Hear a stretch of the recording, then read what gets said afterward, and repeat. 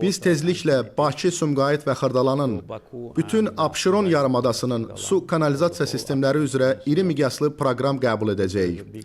Çünki buna tələbat böyükdür. Bir çox iş görülüb, lakin hələ də çatışmazlıqlar var.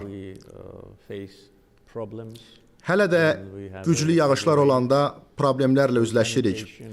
Beləliklə, kanalizasiya, su sistemlərinin idarə olunması və içməli su, o cümlədən Azərbaycanda ilk dəfə qurulacaq duzsuzlaşdırma qurğusu içməli suya olan böyük tələbatı qarşılayacaq. Kənd təsərrüfatını daha çox su ilə təmin etmək məqsədi ilə yeni kanalların tikintisi, həmçinin əlbəttə ki, Bakının nəqliyyat problemləri həll olunacaq.